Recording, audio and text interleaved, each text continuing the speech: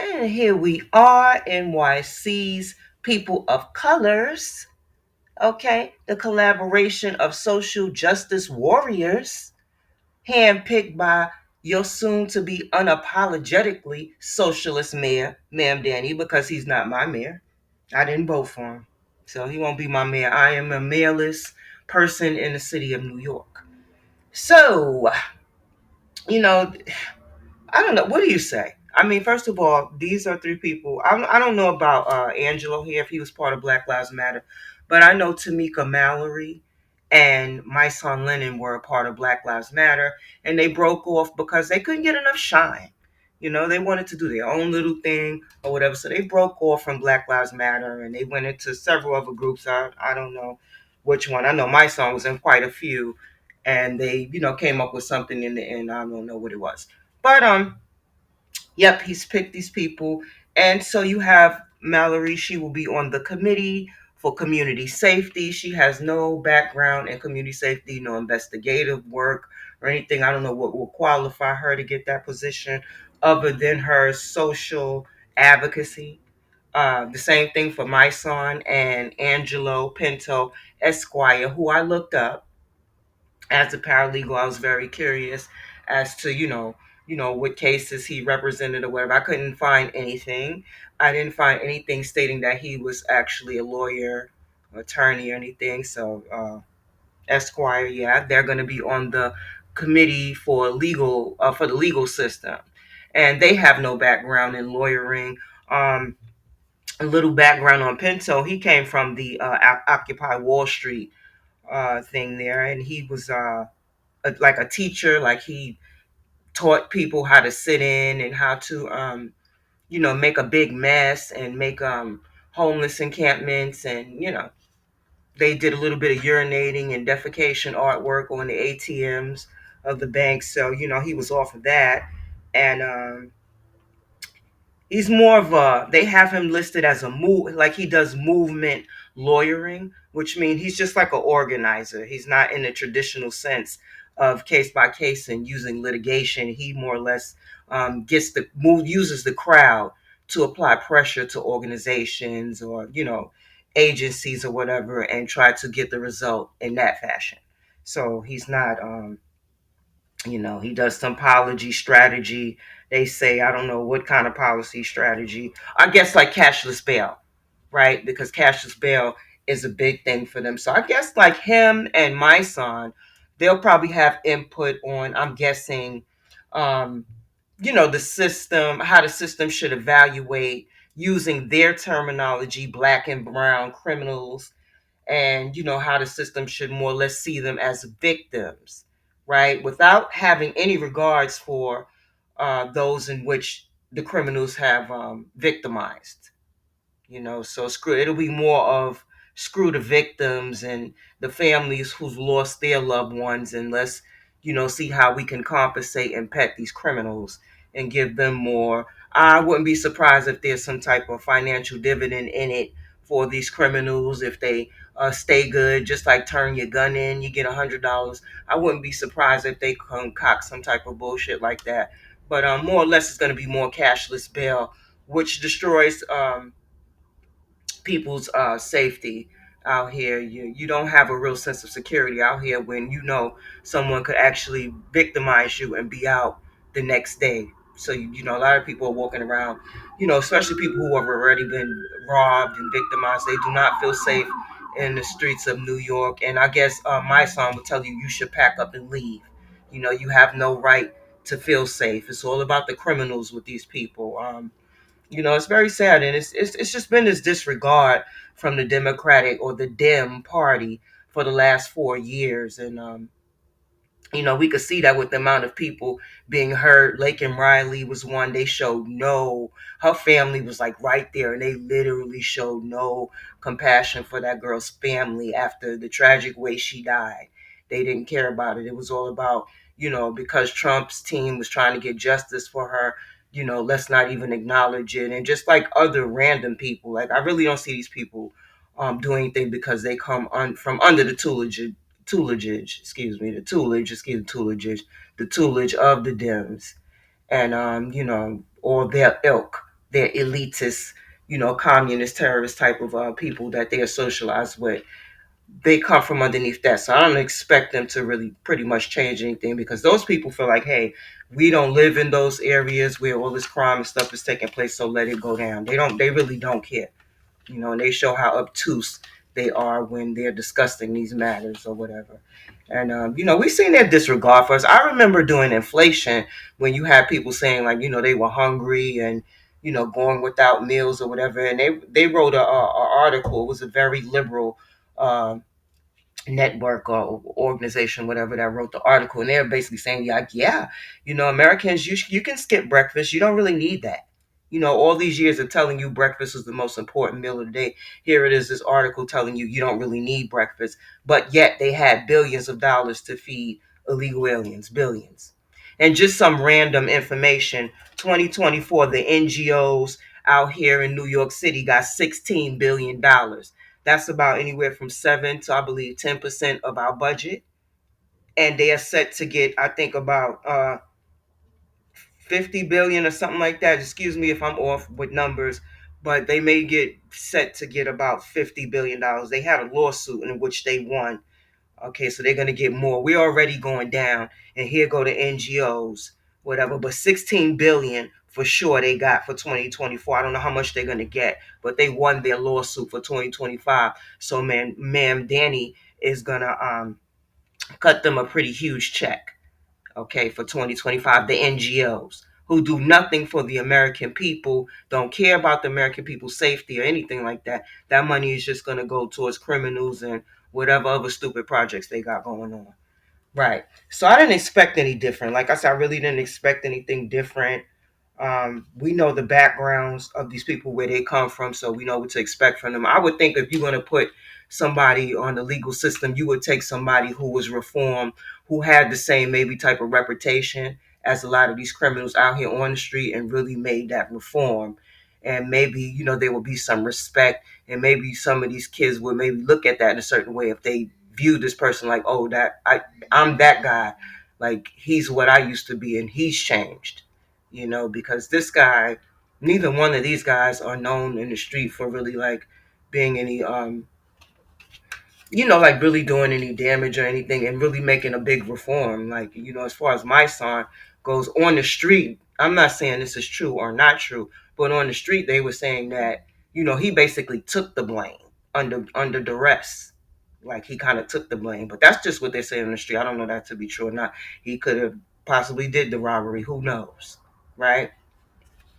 um, didn't strike me as a robber. I went to junior high school with him for a little while. He didn't strike me as a robber type. He was even back then he was always like trying to run around, shutting down fights and trying to get people to get along. That's what I pretty much remember him for. That was many years ago, but I do remember him for that. And I was wishing him good luck when I see he got out. But once you go into the Democratic Party, you just sold out. You just sold your soul. They like to talk. He likes to talk specifically about MAGA people and Black MAGA, and how he feel like they're coons or whatever. But I am a part of Black MAGA, maybe not the most vocal part or whatever, but I am a part of that, and I am FBA as well. And I'm not a coon because I want better for my people, because I want my people to focus on themselves and not worry about illegal aliens. Illegal aliens don't benefit us. Pan-Africanism don't benefit us. These type of things that these people, he will be pushing these type of things as well. All these things that don't benefit us, I'm not for. And if that means voting for Trump or whatever, I'm an independent. I will vote for Trump. I will vote for anybody that's not Democrat, that has us in mind, that's not excluding us. Granted, there are other people on the face of the planet, but we've always been excluded. The past 60 years, we've been excluded. And these guys aren't going to bring any type of inclusion or make anything better here for the FBAs here in this city. So don't look to them to make anything better for you. Okay, let's get right into this. This is the executive order that got us into sanctuary cities. As you can see, the date: Executive Order number 124, August 7th, 1989. City policy concerning aliens. Okay, this Mayor Koch was the mayor at the time. Okay. Okay, here we go right here.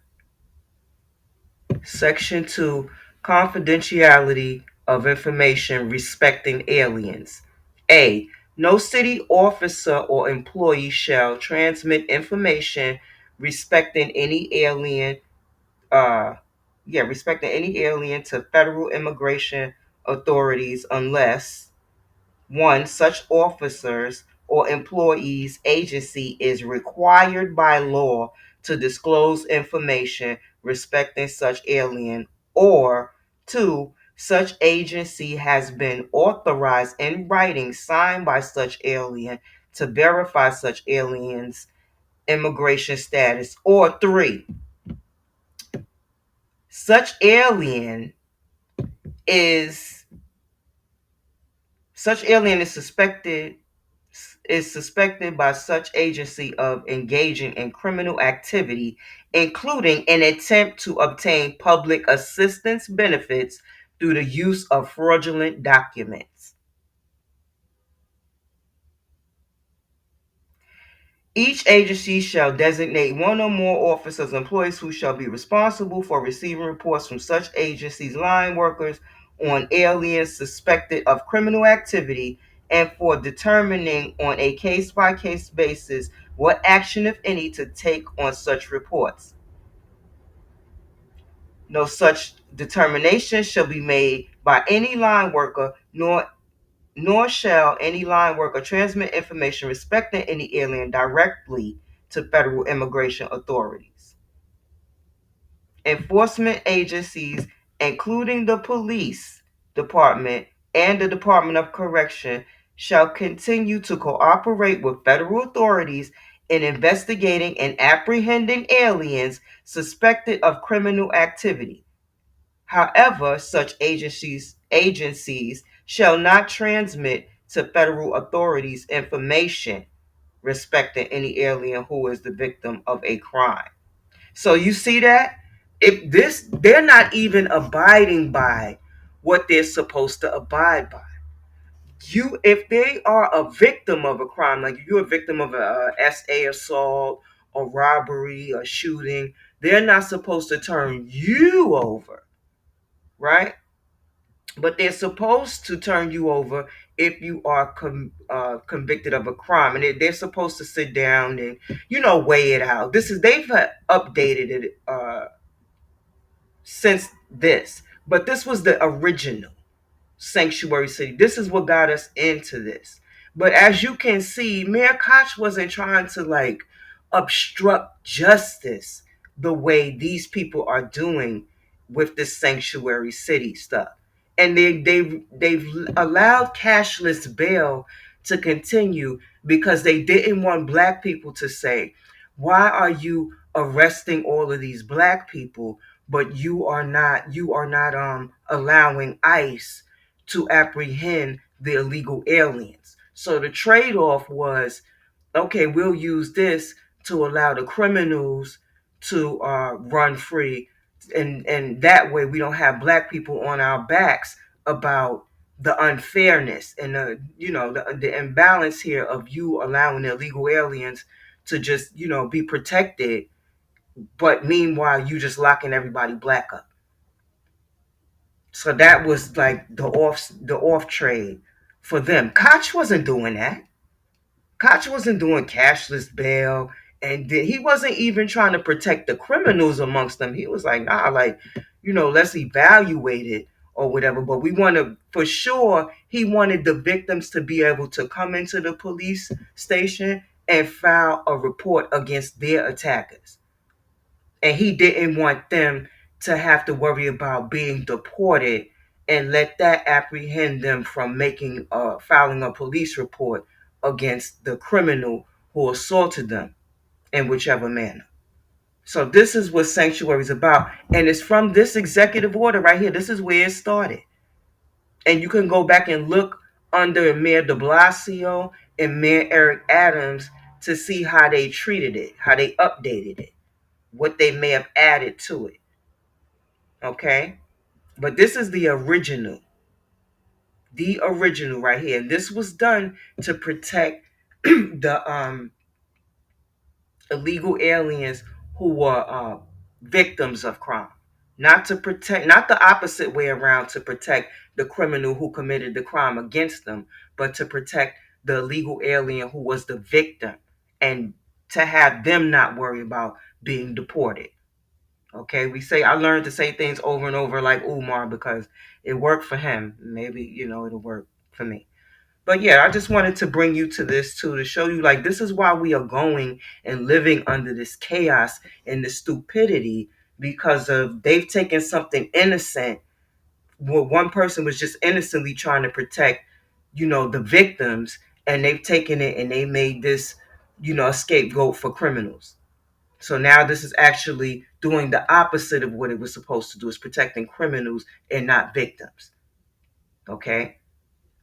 So, this, a lot of people, you're on here from New York, you're in the FBAs, y'all on here from New York. This type of information, y'all need to be going over and challenging this executive order, because this is what's getting some of our people hurt out here. We don't want cashless bail. We want to end that, because we want people that need to be in there in there. Just because we're FBAs doesn't mean, for the people who are FBAs that commit violent crimes, it doesn't mean that um we how you say that, like solidify that, or we stand by that, or we salute them. We don't. And we want them to go as far away from us as possible. We don't want the criminals all up around us, the killers, the pedophiles, all these people. We don't want that around us, because that puts us in danger. That puts our families in danger. We don't want that crap around us.